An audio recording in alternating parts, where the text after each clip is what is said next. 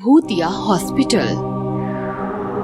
बहुत समय पहले किसी शहर में एक हॉस्पिटल हुआ करता था।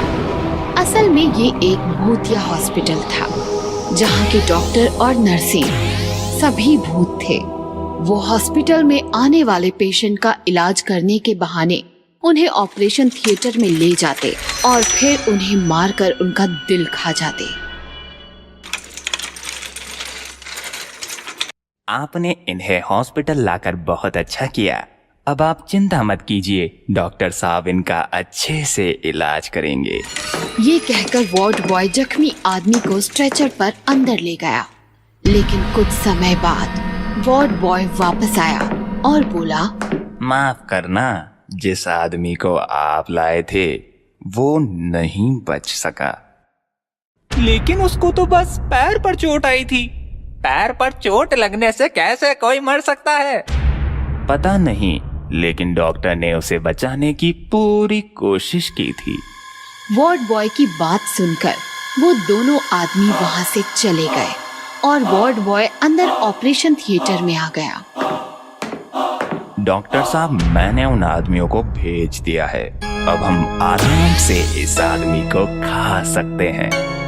बस ऐसे ही लोग हमारे पास इलाज के लिए आते रहे और हम उनका दिल खाकर रोज पार्टी करते रहे। बहुत महीनों तक ऐसे ही चलता रहा। फिर एक दिन मोहित नाम का आदमी अपने पिताजी को लेकर हॉस्पिटल आया। डॉक्टर साहब, मेरे पिताजी के सीने में दर्द हो रहा है, आप जल्दी से इनका इलाज कर दीजिए। लगता है इनका जल्द से जल्द ऑपरेशन करना पड़ेगा। ऑपरेशन? लेकिन इनके सीने में तो मामूली सा दर्द है। सीने का कोई भी दर्द मामूली नहीं होता। आप यहीं इंतजार कीजिए, मैं अभी इन्हें ऑपरेशन थिएटर ले जाकर इनका इलाज करता हूँ। वार्ड बॉय और डॉक्टर मोहित के पिताजी को ऑपरेशन थिएटर ले गए। फिर कुछ देर बाद डॉक्टर और वार्ड बॉय मोहित के पास आए और बोले, माफ कीजिएगा, हम आपके पिताजी को नहीं बचा सके। क्या? लेकिन उन्हें तो मामूली सा दर्द था। मैंने आपसे पहले भी कहा था, सीने का कोई भी दर्द मामूली नहीं होता। मोहित अपने पिताजी की लाश लेकर घर लौट आया, लेकिन उसे डॉक्टर की बात कुछ हजम नहीं हो रही थी। दाल में जरूर कुछ काला है। मेरे पिताजी ऐसे नहीं मर सकते।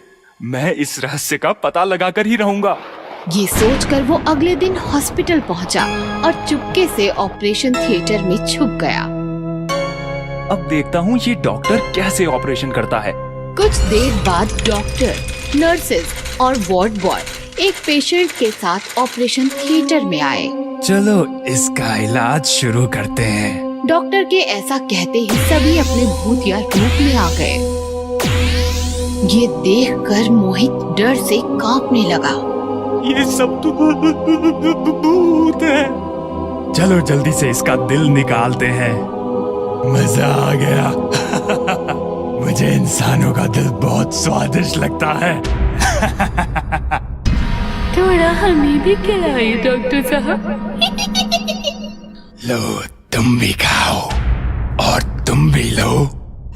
भूतों को इंसानी दिल खाते देख मोहित को उल्टी आ गई और भूतों ने उसे देख लिया। तुम यहाँ क्या कर रहे हो? मुझसे गलती हो गई, मैं यहाँ गलती से आ गया, मुझे जाने दो। ठीक है, चले जाओ, बस अपना दिल हमें दे जाओ। अगर तुम मुझे जाने दोगे तो मैं एक दिल के बदले कल तुम्हें 2 दिल ला कर दूंगा। क्या? 2 दिल? हाँ, मैं कल 2 इंसानों को तुम्हारे लिए लेकर आऊंगा। एक के बदले 2? ठीक है, लेकिन याद रखना, अगर तुम कल नहीं आए तो। नहीं, मैं कल जरूर आऊंगा। ऐसा कहकर मोहित अपनी जान बचाकर भूतिया हॉस्पिटल से निकल आया। आज तो बच गया, लेकिन कल इन भूतों के लिए मैं 2 आदमी कहाँ से लाऊंगा? वो ये सोचता हुआ अपने घर की तरफ जा रहा था, तभी उसने सामने दीवार पर लिखा देखा, बंगाली तांत्रिक किसी भी तरह के भूत प्रेत के इलाज के लिए संपर्क करें। एक बार इस तांत्रिक से मिलकर देखता हूँ। मोहित तांत्रिक के पास गया और उसने तांत्रिक को सारी बात बताई।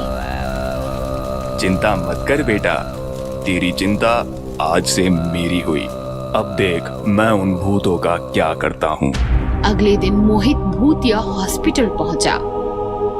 तुमने तो कहा था तुम 2 इंसान लेकर आओगे, बताओ कहाँ है 2 इंसान? जल्दी बताओ, हमें बहुत जोर से भूख लग रही है।